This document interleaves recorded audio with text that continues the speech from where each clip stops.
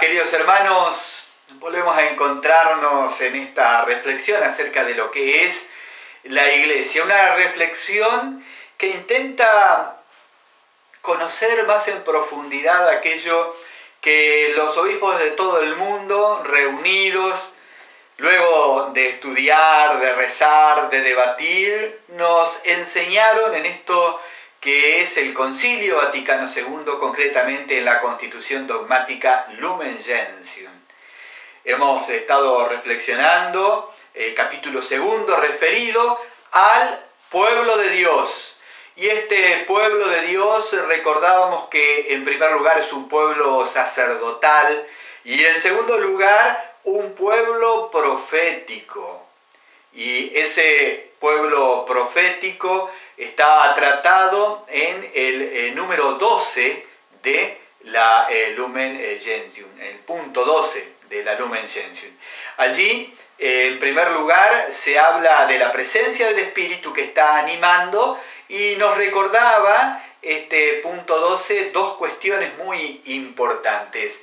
La primera de esas cuestiones tiene que ver con la acción del Espíritu que nos ayuda a creer, el sentido sobrenatural de la fe que todo el pueblo de Dios posee. Pero en segundo lugar, el segundo párrafo tiene también una cuestión que había quedado un poco olvidada dentro de la Iglesia, ¿no? Luego de varios siglos, y como que la vuelve a reflotar. Podemos decir así, se considera por la acción especial del Espíritu Santo a la Iglesia bajo la dimensión carismática. Y cuando digo carismático, alguno va a pensar en este movimiento que es la Renovación Carismática Católica. El programa está dedicado a ellos, por supuesto, de manera especial, pero no para ellos, sino para todo católico, porque aquí se está reflexionando sobre algo que tiene que ver con la identidad misma de la Iglesia. Con la identidad misma de la Iglesia, no de un movimiento nada más, sino de toda la Iglesia en la cual actúa el Espíritu Santo y está presente. Bueno, se nos dice cómo actúa y permítanme que vamos a ir compartiendo el puntito 12, ¿no? Exactamente de qué se trata.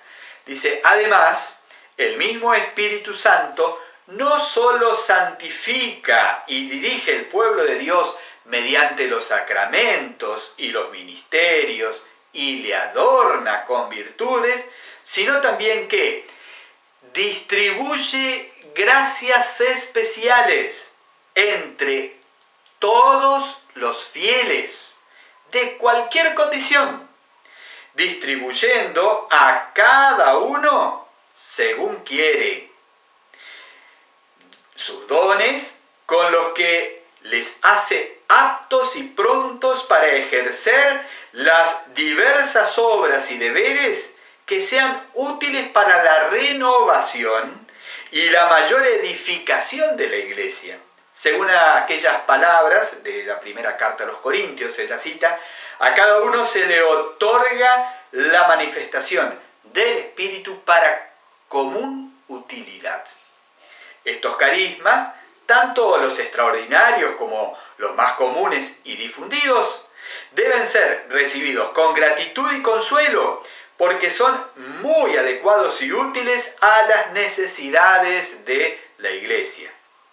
Los dones extraordinarios no deben pedirse temerariamente, sino que hay que esperar de ellos, ni hay que esperar de ellos con presunción los frutos del trabajo apostólico. Y además, el juicio de su autenticidad y de su ejercicio razonable Pertenece a quienes tienen la autoridad en la iglesia, a los cuales compete ante todo no sofocar el espíritu, sino probarlo todo y retener lo que es bueno.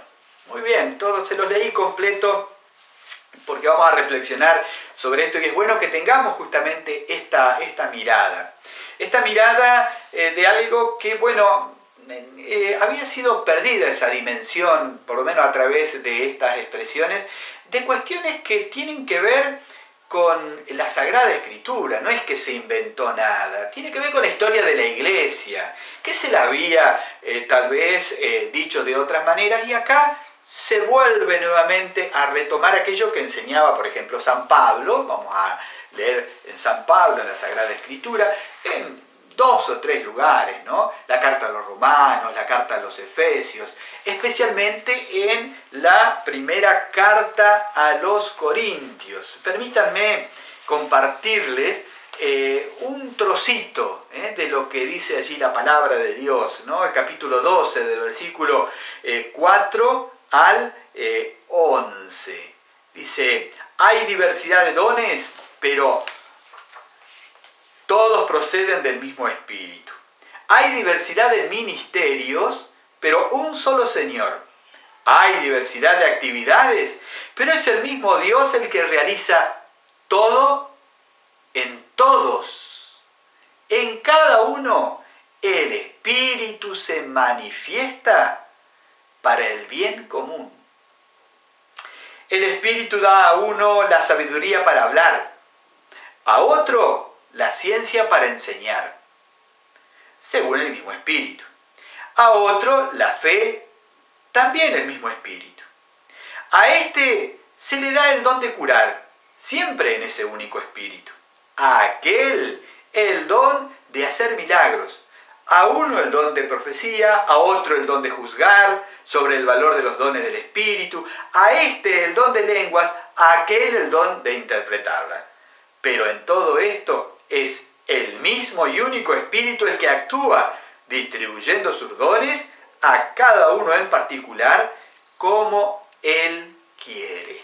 Muy bien, esto que dice San Pablo, que forma parte de su experiencia justamente de vida, su experiencia de fe, de aquello que él ha vivido, aquello que él ha enseñado y ha permitido que se organizara esa primera comunidad cristiana, que después lo vemos, por ejemplo, en los Hechos de los Apóstoles de manera muy bonita. Bueno, el concilio lo vuelve a retomar cuando se está hablando de la iglesia y de la iglesia como pueblo profético, es decir, lleno del Espíritu Santo, lleno del Espíritu Santo. Y el Espíritu Santo entonces es derramado sobre todos, no solamente como Espíritu de la verdad, para que conservemos esa verdad y la podamos vivir, sino también a través de sus gracias, sus dones, sus carismas, para que juntos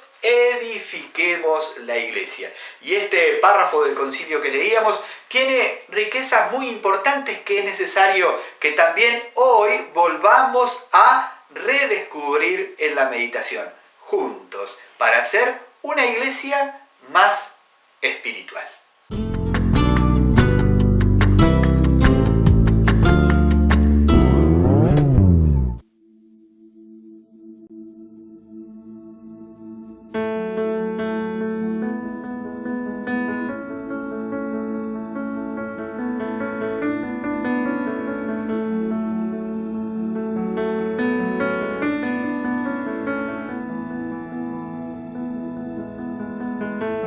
Grandioso.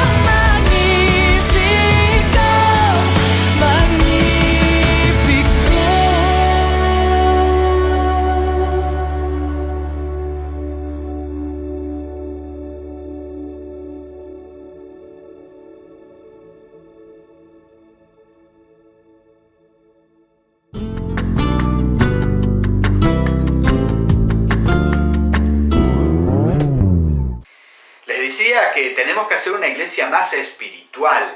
Y más espiritual no significa más desencarnada, sino más espiritual significa más llena del Espíritu y más dócil al Espíritu Santo. Esa docilidad que necesitamos para creer es la misma docilidad que necesitamos también para poder actuar. En el parrafito que les compartía en la primera parte del programa, allí se nos dan varias cuestiones acerca de que tenemos que tener en cuenta, ¿no? En primer lugar, se nos recuerda que la iglesia es una institución carismática. ¿Qué significa esto? Que el Espíritu Santo posee a la iglesia, actúa en la iglesia. Esta dimensión que no debemos olvidar nunca. En segundo lugar, el concilio, la palabra también de Pablo que les compartía, nos habla de una multiplicidad en los carismas. Hablaba de variedad de dones y también variedad de personas. No es que una sola persona concentra los dones. Dice, todos estamos llamados y el Espíritu se da como quiere y se da a todos. De distinta manera capacita. Y eso nos trae también un principio muy importante que no tenemos que olvidar. El tema de la participación exigida. Porque si el Espíritu Santo a uno da, decía Pablo, no ciencia, al otro da sabiduría para hablar, al otro le da el don de curar, al otro le da el don de profecía, el don de juzgar, el don de interpretación, los dones, la cantidad de dones y otros más que enumeran otros lugares. Entonces tenemos que ejercer los carismas y eso se hace participando de la vida eclesial.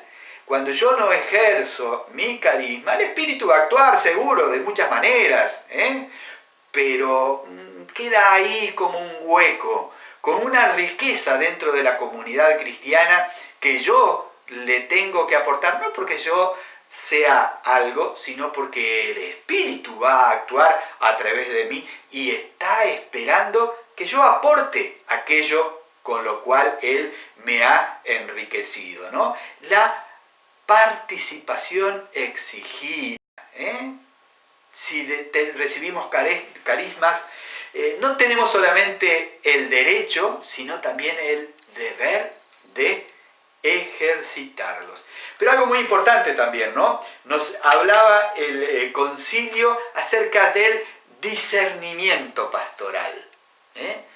Los carismas tienen que estar reconocidos y deben ser reconocidos por parte de la autoridad de la iglesia. Y en eso Pablo es clarito, en ese sentido Pablo es claro y el concilio lo que nos vuelve a decir exactamente lo mismo, esa necesidad de discernimiento para que no haya desorden, para que no haya caos. Dios está en el orden, y justamente nos ha organizado la iglesia para que podamos ordenar también los distintos carismas, que no significa apagar el espíritu, que no significa apagar el espíritu, sino reconocer, discernir si en verdad allí está actuando el Espíritu Santo o, podemos decir así, son locuras mías y nada más, ¿no? Y a su vez también el tema del discernimiento y la subordinación de los carismas. Decía Pablo, decía el concilio, que los carismas son para la edificación de la iglesia, no para que yo haga un show o para que yo sea el centro, sino para la edificación de la iglesia. Y un criterio muy fuerte de discernimiento acerca de lo que son justamente los carismas. Esta finalidad de los carismas, que es la edificación ordenada de la comunidad. San Pablo, en el texto que leíamos, nos hablaba como que Dios actúa todo en todos. Y a veces el Padre, el Hijo y el Espíritu Santo estaban actuando, y hablaba con tres palabritas, ¿no? Los ministerios, los ministerios, que esos ministerios son esas funciones que los distintos miembros tenemos en la iglesia. Ahora dice, para poder ejercer los ministerios, no basta con un nombramiento jurídico, que alguien me diga, no basta tampoco con las aptitudes personales que yo puedo tener, sino que hace falta una capacidad sobrenatural, a la cual Pablo le dice carisma. Esa acción, esa capacitación que el Espíritu hace en mí para que yo ejerza determinado ministerio. ¿Le quieren poner otra palabra? Tradicionalmente se le dice gracia de Estado, que aquello que me ayuda justamente a actuar. Y a su vez también Pablo decía que cada vez que por la fuerza del carisma ejercitamos un ministerio, se produce una actividad personal, lo concreto que yo hago y que yo realizo. Otro tema también interesante que nos plantea aquí el concilio es que habla de los dones extraordinarios junto con los dones más comunes y difundidos. Y entonces aquí también se puede hablar bastante, ¿no? Tengamos en cuenta, hay dones más comunes y difundidos y esos dones extraordinarios que se los puede pedir, pero no con temeridad. Ahora, estos dones o carismas, a todos recibirlos con gratitud y consuelo, porque son muy adecuados y útiles a las necesidades de la iglesia. Hay una palabra muy linda que tenemos que entenderla en la profundidad y que tiene que ver con esto, es la palabra entusiasmo. La palabra entusiasmo tiene una raíz griega, es entoi, que quiere decir llevar un Dios dentro. Piensen qué lindo, llevar un Dios dentro. Y el entusiasmo es eso, es una inspiración divina que entra en nosotros y que se sirve de una persona para manifestarse. Es la experiencia de un Dios activo en mí, para ser guiado por su fuerza, para ser guiado por su sabiduría. También significa, ¿no?, exaltación del ánimo, algo que causa interés, alegría, admiración. Todas esas cosas también significa. Pero qué maravilla, llevar un Dios dentro, el entusiasmo con el cual tenemos que vivir nuestra vida de iglesia. El Dios activo adentro de nosotros es el regalo que hizo Jesús en Pentecostés, el Espíritu Santo. Y esta dimensión espiritual o carismática de la iglesia como pueblo de profetas es algo que no debemos olvidar. Si lo hacemos, corremos el riesgo de transformar a la iglesia en una institución meramente humana. Diría el Papa Francisco, en una ONG piadosa. Y nosotros somos pueblo de Dios, pueblo de Cristo, animado por el Santo Espíritu. Bendiciones para todos.